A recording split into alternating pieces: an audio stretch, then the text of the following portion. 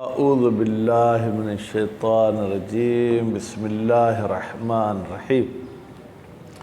بھائی میرے، عطف کی بحث ذرا لمبی ہو گئی اور زندگی رہی تو آج بھی کچھ پڑھیں گے اور کل انشاءاللہ یہ بحث کمپلیٹ ہوگی۔ آج آپ جو بحث پڑھیں گے وہ یہ ہے کہ ہمارے پاس جملے کی دو قسمیں ہیں۔ ایک لحاظ سے جملہ انشائیہ اور جملہ خبریہ، پھر ایک اور لحاظ سے جملے کی دو قسمیں ہیں، مثلا ٹھیک ہے کون سا؟ جملہ اسمیہ فعلیہ۔ پھر ایک لحاظ سے مثلا جملے کی دو قسمیں ہیں، مثبت منفی۔ تو ایسے آپ اگر لحاظ تبدیل کرتے جائیں گے تو ایک ہی چیز کے کئی ساری جو ہے تقسیم بندیاں کر سکتے ہیں۔ تو بہرحال آج جو ہم پڑھیں گے وہ یہ ہے کہ جملے کی دو قسمیں ہیں، جملہ خبریہ اور جملہ انشائیہ۔ جملہ خبریہ ما یحتمل الصدق والکذب، جملہ انشائیہ وہ ہے جس کو نہ آپ سچا کہہ سکتے ہیں نہ جھوٹا، یعنی دونوں میں سے کوئی بھی نہیں کہہ سکتے۔ جملہ خبریہ کو بھی دونوں نسبتیں ایک ہی وقت میں نہیں دیں گے، لیکن دونوں کی گنجائش ہے کہ یا آپ اسے سچا کہیں یا جھوٹا کہیں۔ پھر وہ بچپنے میں اساتذہ نے ہمیں ایک بات بتائی تھی اس جملہ خبریہ کی تعریف پہ، گویا کہ ایک اعتراض تھا جس کا جواب آسان ہے، آپ کے ذہن سے اگر نکل گیا ہو تو وہ میں آپ کو بتا دوں گا۔ آپ فرماتے ہیں کہ جملہ خبریہ اس جملے کو کہتے ہیں جس میں احتمال صدق و کذب ہو۔ اب ان اللہ یرزق من یشاء بغیر حساب، یہ جملہ خبریہ یا انشائیہ ہے؟ اس میں کیا جھوٹ کا احتمال ہے؟ تو پھر آپ نے کیسے کہہ دیا کہ جملہ خبریہ وہ ہے جس میں احتمال صدق و کذب ہو؟ یا رسول اکرم نے فرمایا من کنت مولاہ فہذا علی مولا، یہ بھی جملہ خبریہ ہے لیکن اس میں جھوٹ کا تو احتمال نہیں ہے۔ تو پھر آپ کی جملہ خبریہ کی تعریف تو ادھوری ہوئی۔ یہ جب ہم پڑھتے تھے تو ہمیں استاد نے یہ اعتراض سکھایا تھا، صدق کا تو ہے نا، ہم نے کیا ما یحتمل الصدق و کذب، دونوں کا احتمال ہو۔ حقیقت میں دونوں میں سے کوئی ایک ہوگا، حقیقت میں دونوں نہیں ہوں گے، لیکن احتمال دونوں کا ہو۔ جبکہ قول خدا میں، قول معصوم میں، ہمارے شیعوں کے عقیدے کے مطابق تو قول معصوم میں بھی احتمال کذب نہیں ہے، تو پھر آپ اس کو جملہ خبریہ کیسے کہیں گے؟ اس کا جواب ہمیں یہ دیا گیا تھا کہ آپ قائل کو مد نظر نہ رکھیں، جملہ بے عنوان جملہ دیکھیں تو ہر جملے میں احتمال صدق و کذب ہے، ٹھیک ہے؟ وہ تو قول معصوم یا قول خدا آ کے ایک قسم کا گویا کہ قرینہ آ گیا کہ بھائی اب یہ ہستیاں ایسی ہیں، ان ہستیوں کی وجہ سے کذب کی نسبت نہیں دی جا سکتی، لیکن کلام فی نفس ہی خبر وہ ہوتی ہے جس میں احتمال صدق و کذب ہو۔ قائل نے اس جملے کو جو ہے 4 چاند لگا دیے، اس لیے اب اس میں ہم کذب کا احتمال نہیں دیں گے۔ ہو تو چلیں، جملے کی آپ نے 2 قسمیں بتائیں، اس کا ہمارے بحث کے ساتھ کیا ربط؟ کہتے ہیں بحث تو ہماری عطف کی ہے، آیا جملہ انشائیہ کو جملہ خبریہ پر عطف کر سکتے ہیں یا نہیں کر سکتے؟ پھر اس کے برعکس فرماتے اکثر بیانیون، یعنی وہ علماء جن کا تعلق علم معنی و بیان سے ہے، علم معنی و بیان انشاءاللہ زندگی رہی تو آپ پڑھیں گے ادھر ہی، نہیں تو جہاں بھی آپ جائیں گے قم نجف انشاءاللہ وہاں پڑھیں گے۔ علم معنی بیان وہ ہے جس میں آپ کو بولنا سکھایا جاتا ہے کہ کہاں پر کتنا بولنا چاہیے، کہاں پر نہیں بولنا چاہیے، بولتے وقت کون سے الفاظ کو مد نظر رکھ کے استعمال کیا جائے۔ تو چونکہ ان کا تعلق جو بول چال سے ہے تو انہوں نے کہا یہ عطف ٹھیک نہیں ہے۔ اب جو اس فن کے اہل خبرہ ہیں جب وہ کہیں گے یہ عطف جائز نہیں ہے تو پھر ہمیں بھی اہل خبرہ کی ہی پیروی کرنی ہوگی، ہم بھی کہیں گے کہ جائز نہیں ہے، اور نحویوں نے بھی کہا ہے کہ جائز نہیں ہے۔ لیکن علم کے میدان میں موافق و مخالف دونوں ہوتے ہیں، کچھ نے کہا کہ نہیں جائز ہے، اگر جائز ہے تو ہمیں کوئی مثال تو دے دے۔ کہتے ہیں مثال بھی ہم قرآن مجید سے پیش کرتے ہیں، وَبَشِّرِ الْمُؤْمِنِينَ، یہ آیت کا حصہ ہے، اگر پوری آیت نہیں بھی۔ اے رسول تو مومنین کو خوشخبری دے دے۔ بشر سے پہلے کیا ہے؟ واو، ٹھیک ہے، واو عاطفہ ہے۔ کہتے ہیں کہ اگر دیکھیں گے تو اس سے پہلے ایک دو آیت پہلے ایک جملہ خبریہ ہے، مثلا وَهَلْ أَدُلُّكُمْ، کیا میں تمہیں رہنمائی کروں علی تجارت، کسی تجارت پر، یا مثال کوئی اور لفظ ہے، یغفرو یا یؤمنو یا ایسا کوئی، کہتے ہیں یہ بشر اس پہ عطف ہوا ہے۔ اگر یہ عطف جائز نہیں ہوتا تو پھر اللہ تعالیٰ نے یہ عطف کیوں کیے؟ ٹھیک، کہتے ہیں بھائی جواب ہمارے پاس موجود ہے۔ اس بشر سے پہلے جو جملہ خبریہ ہے وہ بھی معنی جملہ انشائیہ کی دے رہا ہے، پھر گویا کہ انشاء پہ عطف ہوا، اس پہ تو ہمیں بھی کوئی اعتراض نہیں ہے، ٹھیک ہے، یا ہم اس کی کوئی اور توجیہ کریں گے، ٹھیک ہے۔ پھر اگر آپ عطف مانیں گے تو پھر عطف پہ ہمیں ایک اعتراض ہوگا، بشر کا فاعل ہے رسول اکرم، ٹھیک ہے، جبکہ ما قبل والی کا فاعل ہے مومنین، معطوف اور معطوف علیہ کا فاعل ایک ہی ہونا چاہیے جملے کی صورت میں، یہاں فاعل الگ ہو گیا تو بھی عطف نہیں ہو سکتی۔ پھر یہ شخص کہتا ہے اس کا تو میں جواب دیتا ہوں، آپ کا تو کم وقعد یا زیدو، کھڑے ہو جاؤ تم اور بیٹھ جاؤ تم اے زید۔ آپ نے وقعد کو عطف کیا کم پہ، کم کا فاعل انت ہے، وقعد کا فاعل زید ہے، ٹھیک ہے، تو یہ فاعل تو الگ ہو گئے، تو یہ آپ کا الگ فاعل والا اعتراض ختم ہو گیا، ٹھیک ہے۔ آخر میں بھائی نچوڑ بتائیے یا تو جائز ہے یا تو جائز نہیں۔ آج جو آپ درس پڑھیں گے تقریباً اس سے محسوس یہ ہوتا ہے کہ اگر کوئی توجیہ تعویل کریں پھر تو الگ بات ہے، باقی مستقیم یہ عطف کرنا ٹھیک نہیں ہے، ٹھیک ہے بھائی میرے۔ اعوذ باللہ من الشیطان الرجیم، بسم اللہ الرحمن الرحیم۔ عطف الخبر علی الانشاء، یہاں سے بھائی میرے، ٹھیک ہے، وبالعکس جملہ خبریہ کا عطف کرنا انشاء پر، اور اس کا برعکس کریں جملہ انشاء کا عطف کرنا جملہ خبر پر، ٹھیک ہے، جائز ہے یا جائز نہیں۔ منعہ البیانیون، منعہ کی ضمیر بیٹا کہاں جائے گی؟ عطف کی طرف۔ اس عطف کو منع کیا ہے علم معنی بیان والوں نے، اور وہ ابن مالک نحوی صاحب ہیں، ابن مالک، انہوں نے بھی منع کیا۔ کہاں پر؟ فی شرح باب المفعول معہ، جہاں پر مفعول معہ کی شرح کر رہے تھے۔ بھائی مفعول معہ میں عطف کا بحث کیوں لے آئے؟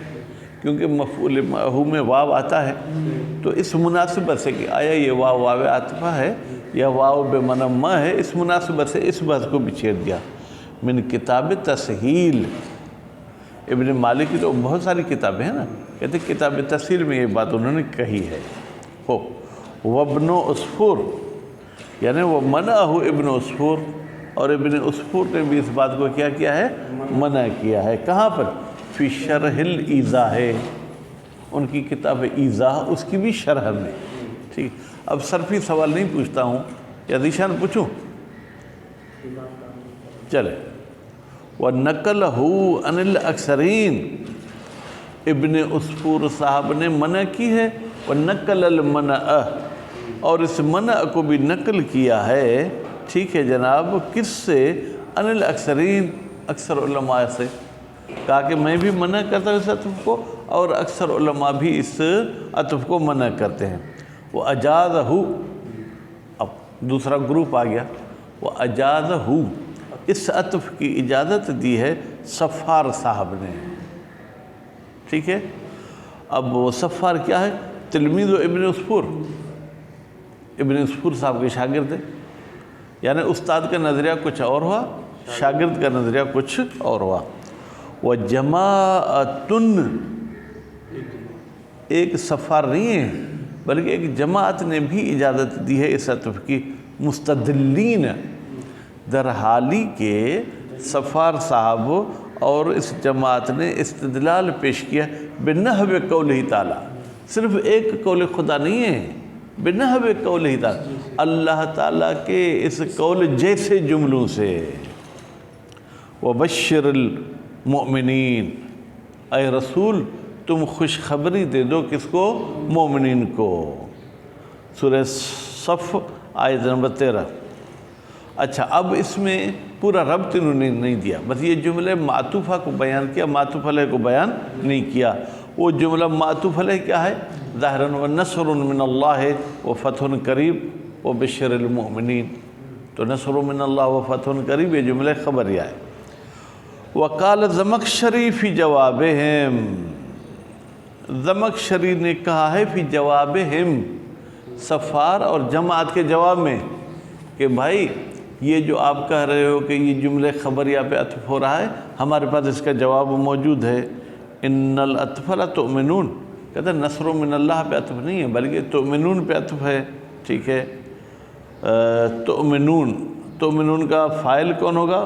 مومنون، یا تؤمنون میں خطاب کس کے ساتھ ہے؟ مومنین کے ساتھ ہے۔ وبشر، میں نیچے چلا گیا، لأنہو بمعنی آمنو، لأنہو اس لیے کہ یہ تؤمنون کس کی معنی دے رہا ہے؟ آمنو کی، اور آمنو کیا ہے؟ پہلے امر ہے، بشر بھی کیا ہے؟ پہلے امر ہے، ٹھیک۔ ولا یکدا فی ذلک، چلیں پھر ہم جو ہے کہ جناب زمخشری پر اعتراض کرتے ہیں۔ اگر بشر آمنو پہ عطف ہے تو آمنو کا فاعل تو مومنین ہے، بشر کا فاعل تو نبی کریم ہے، ٹھیک ہے۔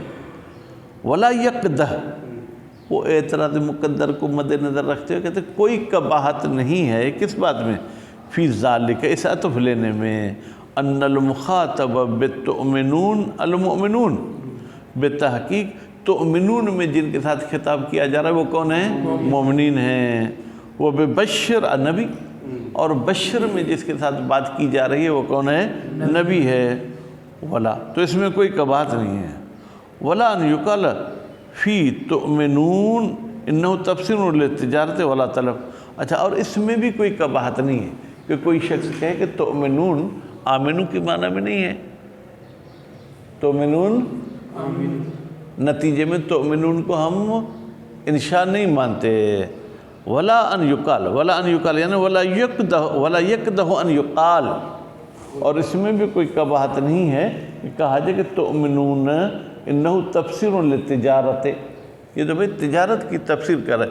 وہ کہا تھا نا، حل ادلکم علی تجارت، کیا میں تمہیں رہنمائی کروں کسی تجارت پر؟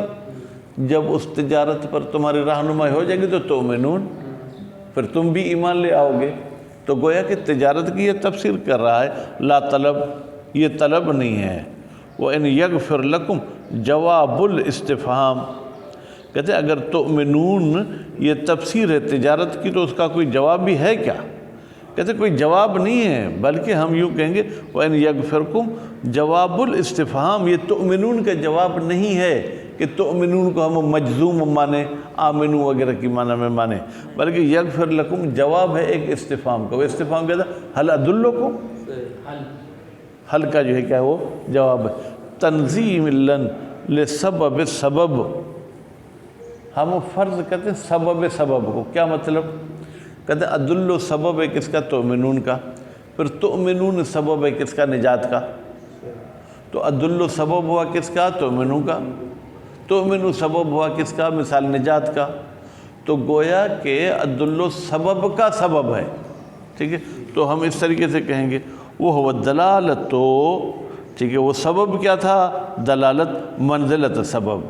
اب منزلت سبب تنزیل کے ساتھ تعلق کریں، سبب سبب کو ہم سبب کی جگہ پر جو ہے کہ وہ لے آئے ہیں، وہ هو الایمان، وہ سبب کیا ہے؟ ایمان ہے۔ بھائی جب تمہاری رہنمائی ہوگی تو تمہیں کیا ملے گا؟ ایمان ملے گا، اور جب تمہیں ایمان ملا تو پھر کیا ملے گی؟ مغفرت ملے گی، نجات ملے گی۔ لأن تخالف الفاعلین لا یکدہ، اب پہلے تو اس اعتراض کا جواب دیں کہ بھائی معطوف علیہ کا فاعل کچھ اور ہوا، کیونکہ تؤمنون کا فاعل ہوا مومنین، بشر کا فاعل ہوا کون؟ نبی کر، کہتے ہیں اس میں کوئی قباحت نہیں ہے۔ بھائی کوئی مثال دیں تو پھر ہم آپ کی بات پر سوچ سکتے ہیں۔ قومو، ٹھیک ہے، قومو تم کھڑے ہو جاؤ، وقعد یا زیدو، اگر قعد یقعد من، اگر قعد یقعد وقعد یا زیدو، تم لوگ کھڑے ہو جاؤ اور زید تم بیٹھ جاؤ۔ کہتے ہیں قومو کا فاعل کون ہے؟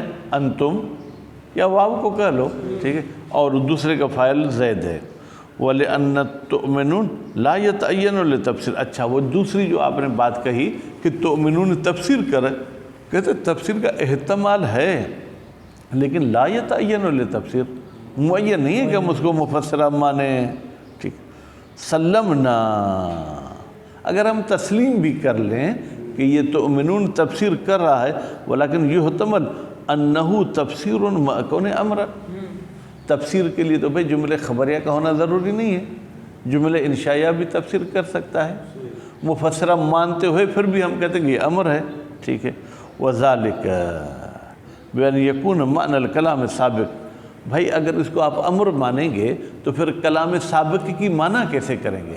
ہمیں معنی تو کر کے بتائیں، کہتے ہیں اتجروا تجارتا، تجارت کرو، تم تجارت کرو، ایک ایسی تجارت تنجیکم من عذاب علیم، جو تمہیں نجات دے دے ہمیشہ والے عذاب سے۔ کما کان فہل انتم منتہون، جیسے کہ اور بھی مثال ہے، حل انتم منتہون، منتہون بظاہر تو جو کیا ہے اس میں مفعول ہے، ٹھیک ہے، یا اس میں فاعل بھی مانے تو پھر اس کی بھی وہ کوئی توجیہ کرنی ہوگی، ٹھیک ہے۔ فی معنی انتہو، منتہون کس کی معنی دے رہا ہے؟ انتہو کی معنی دے رہا ہے۔ او بأن یکون تفسیرا فی المعنی دون صناعت، یا ہم اس کو تفسیر معنی مانتے ہیں، تفسیر لفظی نہیں مانتے ہیں، صناعت یعنی وہ فن والی تفسیر نہیں مانتے کہ آپ کہیں گے یہ کیسے ہو گیا۔ لأن الامر قد یساق لافادۃ المعنی، اس لیے کہ کبھی کبھی امر کو یساق چلایا جاتا ہے، بنایا جاتا ہے، پیش کیا جاتا ہے، کیوں؟ لافادۃ المعنی، تاکہ وہ ہمیں فائدہ دے ایک معنی کا، الذی، وہ معنی یتحصل من المفسرت، مفسرت نہیں، مفسرت، جس جملے کی تفسیر کی جا رہی ہے جو اس سے معنی سمجھ میں آئے، ہمیں اس سے بھی وہی معنی سمجھ میں آئے۔ تقولو، تو کہتا ہے حل ادلک علی سبب نجاتک، کیا میں تمہاری رہنمائی کراؤں اس بات پر جس سے تجھے نجات ملے، ٹھیک ہے، تو آپ کہتے ہیں کیا؟ نہیں، آمن باللہ ہے، تم ایمان لے آؤ کس پر؟ اللہ تعالیٰ پر۔ کما تقول، جیسے تم کہتے ہوا ان تؤمن باللہ، اب آمن فعل امر لائے، یا آپ یوں کہیں، وہ کہہ رہے حل ادلک علی سبب نجاتک، کیا میں تمہاری رہنمائی کروں ایک ایسے کام پر جس سے تجھے نجات ملے؟ تو ہوا، وہ کیا سبب ہے؟ ان تؤمن باللہ، کہ تم ایمان لے اللہ پر۔ اب ان تؤمن باللہ معنی کے لحاظ سے وہی انشاء والی معنی دے رہا ہے، ٹھیک ہے، لیکن صنعت کے لحاظ سے اس میں کوئی انشاء نہیں ہے۔ وَحِينَئِذٍ فَيَمْتَنِعُ الْعَطْفُ، بس جب یہ اتنی توجیحات ہوگے تو عطف کیا ہو جائے گا؟ ممتنع ہو جائے گا۔ لِعَدَمِ دُخُولِ تبشیر فی معنی تفسیر، اس لیے کہ تبشیر یعنی خوشخبری دینا یہ تفسیر کی معنی میں داخل نہیں، کیونکہ تفسیر تو آپ کرتے ہیں حل ادلک، کیا میں تمہیں رہنمائی کروں؟ رہنمائی کرنا الگ چیز ہوتی ہے، خوشخبری دینا الگ چیز ہوتی ہے، نتیجے میں یہ عطف ٹھیک نہیں ہوا۔ انشاءاللہ کل آپ پڑھیں گے کہ جملہ اسمیہ فعلیہ پر عطف ہو سکتا ہے یا نہیں، اور جملہ فعلیہ جملہ اسمیہ پر عطف ہو سکتا ہے یا نہیں۔ صلی اللہ علیہ محمد و آل محمد۔